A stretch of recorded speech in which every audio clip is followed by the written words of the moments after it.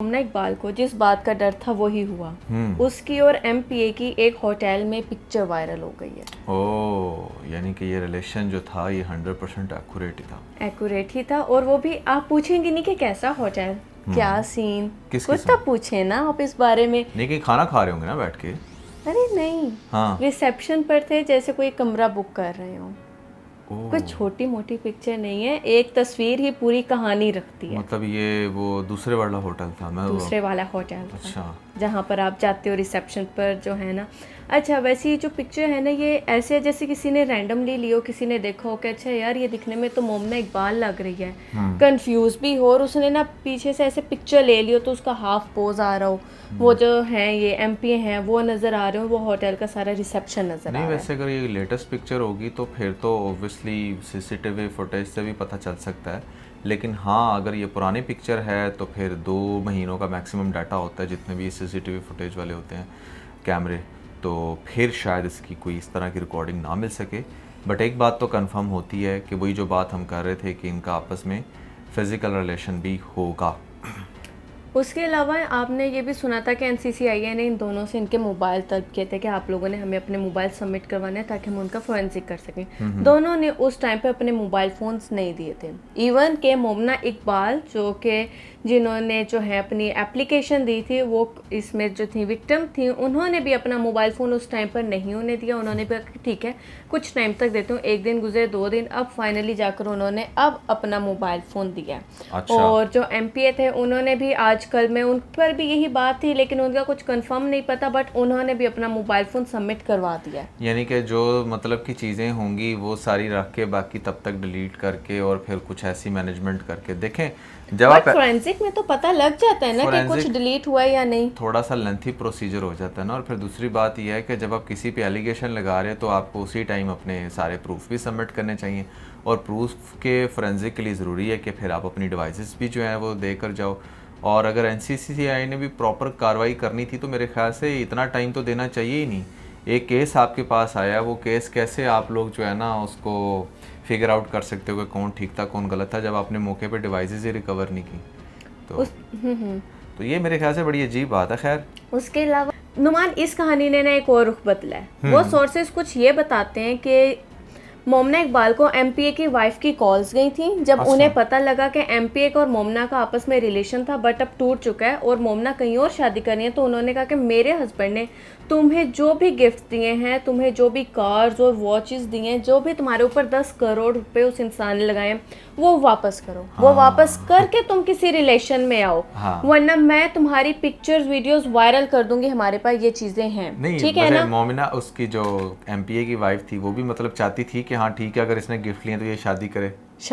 कौन, मतलब कि कहीं और अब शादी कर रही है तो वो दे ना। नहीं नहीं, मेरा क्योंकि कहने का वाइफ, मतलब ये है कि अगर इन केस के वो वापस एमपी के साथ शादी कर देते तो फिर वो उसकी वाइफ ओके थी इससे? अब उसके दिल का हाल तो वो खुद ही जानती है ना। लेकिन सोर्सेस या हाँ, ये बता शायद रहे मेरे ख्याल थे से रिवेंज लेने के लिए रिवेंज उसको। लेने के लिए, भाई इतनी आसानी से तूने जो है टाइम भी उसका ले लिया और इतने 10 करोड़ के नुमान गिफ्ट, मुंह से कहना आसान है, हाँ। बट आप खुद सोचिए ना कितनी वैल्यू रखते हैं वो। गिफ्ट्स भी वापस करो, तो इसने करने से मना कर दिया कि मैं नहीं करूंगी, गिफ्ट्स कोई भी मेरे पास नहीं है। तो तब इनको उनकी वाइफ ने थ्रेट करना शुरू किया, जिसकी वजह से मोमना इकबाल ने उस टाइम पर इनकी वाइफ के खिलाफ भी एप्लीकेशन फाइल करवाई थी, जिसकी वजह से एनसीसीआई ने उन्हें भी तलब किया था कि आप आए, आकर अपनी स्टेटमेंट दें। यानी कि जो थ्रेट किया था वो एमपीए ने डायरेक्ट नहीं किया था, उसकी वाइफ ने किया। वाइफ ने किया था। अब कुछ सोर्सेज ये भी बता रहे हैं, एमपी के बकौल वो बात ये करते हैं कि भाई ये जो है ना पिक्चर्स लीक करने वाली बात, तो मैंने उनसे ये की थी, मोमना को मैंने ये मैसेज किया था, बट मैंने उन्हें इस वे में नहीं किया था कि मैं जो हूँ तुम्हारी पिक्चर्स वायरल कर दूंगा। मैं उनसे पूछ रहा था कि क्या कोई हमारी पिक्चर आपकी साइट से वायरल हुई है, क्योंकि एक तो ऐसी पिक्चर वीडियोज मुझे सोशल मीडिया पर देखने को मिली हैं। हाँ। आप समझ रहे हैं ना। वो कह रहे हैं मेरा इस तरह से इस तर्ज में था कि मैं उससे क्वेश्चन कर रहा था कि कुछ ऐसा वैसा आपकी साइड से तो नहीं हुआ। उन्होंने इस चीज़ को बिल्कुल ही नेगेटिव ले लिया कि मैं उन पे इल्ज़ाम लगा रहा हूँ कि आपने मेरी पिक्चर्स और हमारी पिक्चर्स वायरल मैं आपकी नहीं, कर वैसे दूंगा। भी देखें बात बड़ी सिंपल सी है। पिक्चर वायरल करना एक अलग चीज़ है। मेन चीज़ ये है कि जब आप किसी के साथ रिलेशन में होते हो, चाहे वो बंदा या बंदी अपनी सिक्योरिटी के लिए भी कुछ ऐसा कैप्चर करता है, अगर बात उसकी इज्जत के ऊपर आएगी, अगर आप उसका घर ख़राब कर रहे हो या फिर आप मिसकमिटमेंट कर रहे हो या फिर कुछ भी, या आप उस पर एलिगेशन ही लगा रहे हो, तो ऑब्वियसली यार उसके पास भी जो हथियार है वो भी फिर उसको इस्तेमाल तो करेगा। अगर इन एनी केस ये कोई ऐसी बात कर रही थी या मोमिना इकबाल एमपीए को कुछ भी ऐसा कह रही थी जिसकी वजह से उसको भी टेंशन हो रही थी, तो वो उसको पूरा राइट है, वो ये कह सकता है कि हाँ भाई अगर तुम कुछ एक्शन लोगे तो ऑब्वियसली मेरे पास भी प्रूफ है, मैं भी वो सारी चीज़ें दिखा सकता हूँ। और वो मेरा नहीं ख्याल कि कोई ब्लैकमेलिंग के ज़ुमरे में आता है। वो सिंपल सी बात यह है कि आप अगर किसी के साथ एक रिलेशन बिल्ड करते हो, फिर उससे बैक ऑफ करते हो और फिर आप उसको बदनाम करने की कोशिश करते हो, तो अगले के पास पूरा राइट है कि वो फिर चाहे ठीक है दुनिया के सामने सच लाने के लिए जो प्राइवेसी है वो भी लीक कर सकता है, उससे भी पता चल जाता है कि अच्छा आपका भी क्या सीन था उसके साथ एक्चुअली में। बट यहाँ पर जो लोग हमें देख रहे हैं, हम लोग यहाँ पर ये कहेंगे कि दोनों की ही गलती है। हाँ। ठीक है ना, मोमना इकबाल की भी गलती है। वो जो है वुमन कार्ड प्ले कर रही हैं, बड़ी स्टोरीज रिपोस्ट कर रही हैं, दिन मैं उनकी देख रही होती हूँ। अच्छा, अब तक तो वो हर तरह की टिकटॉक्स बनाकर बातें कर रही थी। इवन के कुछ पॉडकास्ट नुमान ऐसे भी थे जहाँ पे ये ना धोखा मिलने के बारे में बड़ी ओपनली रोते हुए भी बातें कर रही हैं। हाँ, दो लोग जो साथ रहे होते हैं ना, वो इतने बुरे तरीके से एक दूसरे को ट्रीट कर रहे होते हैं, बेशक सोशल मीडिया पर हो या रियल लाइफ में हो कि ये यहाँ बैठा है तो मैं नहीं। आपने जब किसी के साथ अच्छा वक्त गुजारा होता है ना, तो उसको बाद में भी उसी इज्जत और मुकाम उसी दायरे पर रखना चाहिए। तो इस तरह की जब आप बातें करती रही हैं और इतनी आप सैड सॉन्ग्स पर वीडियोस बनाती रही हैं और अब आप वुमन कार्ड प्ले कर रही हैं, जबकि आपको ऑलरेडी पता था, इनके ही बहन ने ये स्टेटमेंट दी थी कि हमें पता था कि उनकी जो डिवोर्स का प्रोसीजर चल रहा है तभी ये दोनों रिलेशन में थे। तो फिर आप एक बीइंग अ वुमन आप कैसे एक और लड़की का घर खराब कर सकती हैं, उसको डिवोर्स दिलवाकर खुद उससे शादी करना चाहती हैं। तो फिर आपको पता लगा ना कि डिवोर्स नहीं, कुछ नहीं हुआ, तो आपने भी पहले जो वुमन राइट्स होते हैं उनको कुचलकर आप आगे गई। एक और चीज़ नुमान ये यहाँ पर स्टोरी में लगाती हैं, वो कहते हैं कि भाई मैं अगर फेमस हुई हूँ ना तो मैं अपने बलबूते पर हुई हूँ, मैं अपनी जो हूँ ना काम करके फेमस हुई हूँ, मैं लोगों के गुर्दे बेचकर फेमस नहीं हुई। अब आपने ये चीज़ सुनी होगी कि ये जो एमपी है उन पर एक स्कैंडल चल रहा। एमपी है वो एक केस में जो एमपीए हैं वो एक केस में पकड़े गए थे जहाँ पर इन पर था कि भाई ये किडनी ट्रांसप्लांट जो है इलीगल वे में करते हैं, उस वजह से इनको जेल में भी रखा गया, इन पर मुकदमात भी हुए, तो इन्होंने उस चीज़ का इनको टॉन्ट किया। देखिए बात बड़ी सिंपल सी है। मोमिना इकबाल की जर्नी नो डाउट कि वो बड़े उसने पहले नॉर्मल रोल किए, फिर आहिस्ता आहिस्ता उसको लीड मिले और उसकी एक जर्नी की एक झलक आज की वीडियो में मैं लोगों को बताऊंगी भी। वो एक चीज़ है, ठीक है उसने मेहनत की अपनी तरफ, लेकिन देखें इंसान जब ख़राब होने पे आता है तो वो किसी भी टाइम हो जाता है। वो बहुत फेमस होके भी ख़राब हो सकता है, क्योंकि पैसे की लत तो बहुत बुरी लत होती है। और ख़ास तौर पे आप ये देखें कि जो इंडस्ट्री के अंदर भी बहुत सारे एक्टर या एक्ट्रेसेस बहुत ज़्यादा जिनको भाव मिलता है, वो कहीं ना कहीं काफ़ी रिच हैं।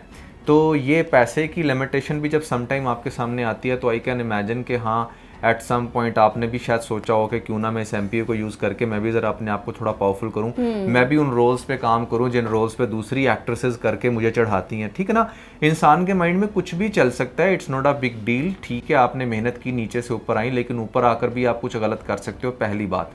दूसरी बात यह है कि यार देखो वो गुर्दे बेच रहा है या जो भी कर रहा है उसका एक अलग सीन है, वो उसके ऊपर वो एक अलग इन्वेस्टिगेशन होनी चाहिए अगर उसने कुछ ऐसा किया है। पहली बात तो ये 2017 का केस और उस पर वो सारी चीजें हो भी चुकी हैं। यार इलेक्शन में कोई भी बंदा अगर खड़ा होता है और फिर वो एमपीए या एमएनए बनता है तो एक बात तो आप मान के चलो कि उसके बाद बहुत ढेर सारा पैसा है, वो पैसा उसकी ज़मीनों से है, वो कोई लीगल काम कर रहा है, इलीगल कर रहा है, ये एक लंबी बहस है, इसमें तो हम पढ़ नहीं सकते। अगर इस बहस में पढ़े तो फिर पाकिस्तान के सारे एमएनए एमपीए के ऊपर क्वेश्चन मार्क आता है।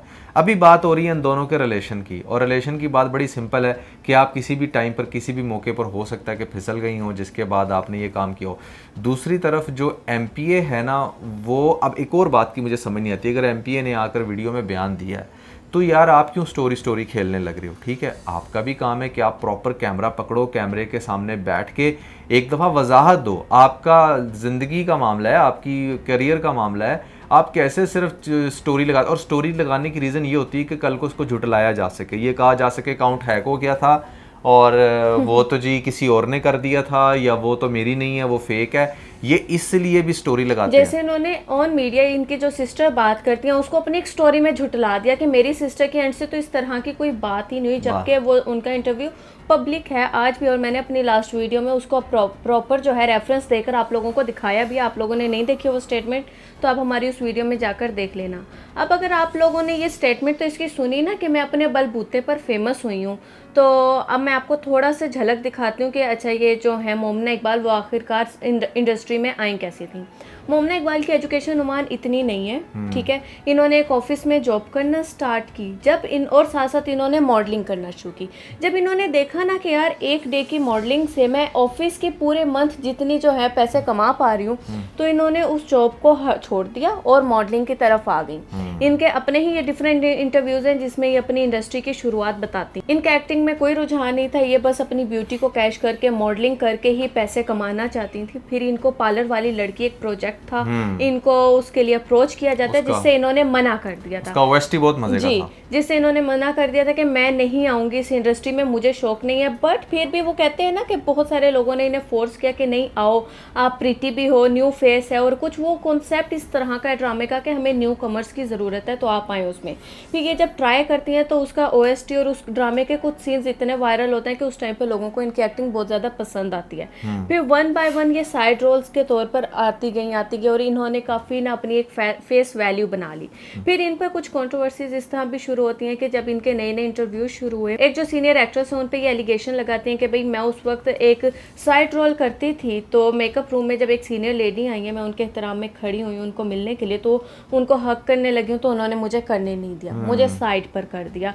तो फिर मैं भी जिद पर आ गई और मेकअप आर्टिस्ट से कहा कि पहले मेरा मेकअप होगा बाद में सीनियर लेडी का होगा, ठीक है ना। तो ये इस कंट्रोवर्सी में भी पड़ी रही। फिर उसके अलावा इनकी कुछ और भी इस चीज़ को लेकर कंट्रोवर्सी चली कि ये आपने देखा था। फिर इन पर नुमान एक और कंट्रोवर्सी बनी कि अहद वफा जैसा बड़ा ड्रामा जहाँ पर सब लीड एक्टर एक्ट्रेस मौजूद थी, वहाँ पर ये कोई पर्ची या फिर कोई दे दिलाकर मामले से ऊपर आई हैं, ठीक है ना। एकदम से वो बंदी जिसके 5-10 सीन्स होते थे किसी एक ड्रामे में, एकदम से उसका अच्छा खासा उसमें रोल भी था, उधर ये अपीयर हुई, उनको इतना बड़ा प्रोजेक्ट मिल गया जहाँ से इनकी और फेस वैल्यू बढ़ी, तो लोगों ने इन पर बड़ी बातें बनाई कि ये पर्ची या कोई दे दिलाने के मामला से ऊपर आई हैं।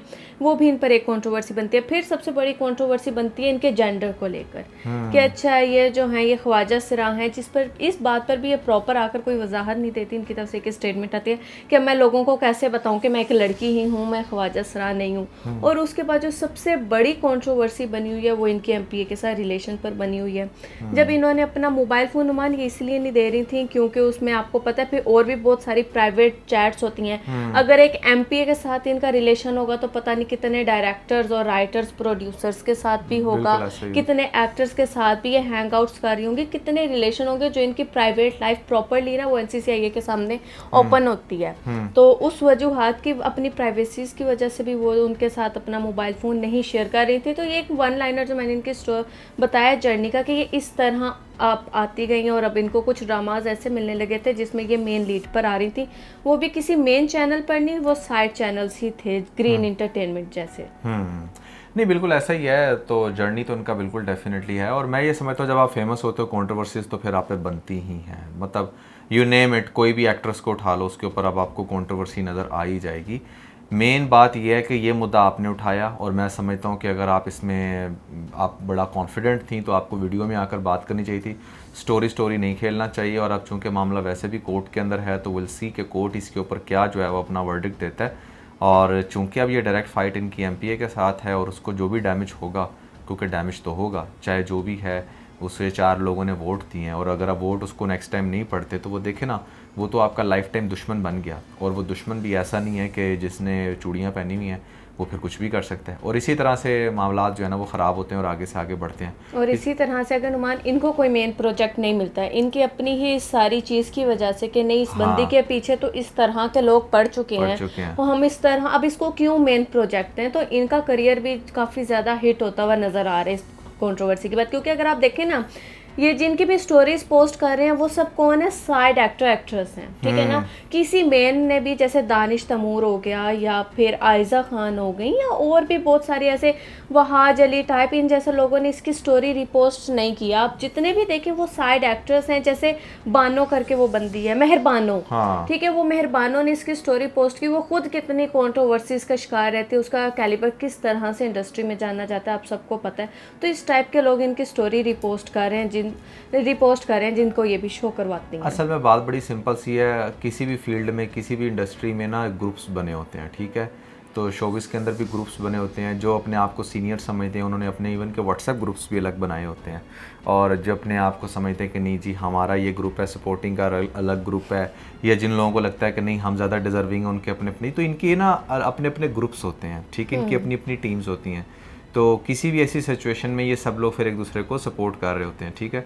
तो मेरा नहीं ख्याल कि इसको उस ग्रुप के अंदर अभी ऐड किया हुआ होगा बाकी सभी एक्टर्स ने, क्योंकि जो टॉप पे है ना वो हमेशा टॉप पे रहना चाहता है और वो किसी भी न्यू कमर को इतनी जल्दी घास नहीं डालता। और ऐसे मामलात में बहुत कम लोग जो है ना अपनी टांग अड़ाते हैं। हाँ। उनको अपना करियर भी नजर आ रहा उन्हें पता होता है कि यार हम क्यों हमें सपोर्ट करें, क्योंकि अल्टीमेटली इसका भी मकसद तो हमारी पोजीशन को कैप्चर करना है ना। तो बस ये बात होती है जिसकी वजह से हर कोई सपोर्ट नहीं करता और हर कोई सपोर्ट नहीं भी करेगा। मैं इसको अच्छी मूव भी समझता हूँ कि ठीक है, अगर तो वाकई इसको लाइफ थ्रेटनिंग सिचुएशन थी तो वहाँ पर इसने अच्छा किया। मैं इसको बुरी मूव इसलिए समझता हूँ क्योंकि जो काउंटर पार्टी ने आगे से एलिगेशन लगाया ना, अगर वो वाकई सच्चे हैं वो एक लड़की के लिए बहुत बुरे हैं। तो वो फिर मोमिना इकबाल को देखा जाए तो उसने बहुत वर्स्ट डिसीजन लिया, इस तरह की स्टोरी लगा के एक पंगा लेने का, अपनी इमेज खुद गिराई। अपनी इमेज जो है ना वो काफ़ी हद तक इसने देखें, अगर आपके इस तरह के उनसे कोई रिलेशंस थे, ओपनली आप लोग मिलते थे, आप लोग शादी करने वाले थे, तो आपको बड़ा सोच समझकर स्टेप उठाना चाहिए था। आपको भी पता होना चाहिए था कि अगली पार्टी के पास भी मेरे वो सारे पीक पॉइंट्स हैं जिनको वो हर्ट कर सकते और लोगों के सामने मुझे ना नंगा कर सकते हैं एक तरह से, ठीक है ना। अब आप हो चुके हैं, अब सबको पता है कि आपने एक मैरिड मैन के साथ 4 साल रिलेशन चलाया, उसकी दूसरी वाइफ बनने को आप तैयार थे, उसको आपने 10 करोड़ खाया। तो कहीं पर भी ना अब आपको जो सिंपैथी फर्स्ट डे मिल रही थी वो सिंपैथी आपको नहीं मिल रही। हाँ, ये है कि एक लड़की को थ्रेट करना बहुत गलत बात है, ये बहुत बड़ा जुर्म है, और जो भी ये जुर्म करता है चाहे वो कोई प्रोस्टिट्यूट भी है उसको भी इस तरह के लाइफ थ्रेट्स नहीं मिलने चाहिए। इस पर प्रॉपर कार्रवाई होनी चाहिए और जो इंसान इनको लाइफ थ्रेट दे रहा था उसको सजा भी मिलनी चाहिए। बट आपने अपने पाँव पे कुछ ना कुछ खुद कुल्हाड़ी भी मारी है। सो ये आई थिंक कि आज के इस वीडियो में आप लोगों को फर्दर डिमॉन्स्ट्रेट हो गया होगा about this Momina Iqbal case, और इसके अंदर अगर कोई भी मज़ीद डेवलपमेंट होती है तो will definitely love to discuss.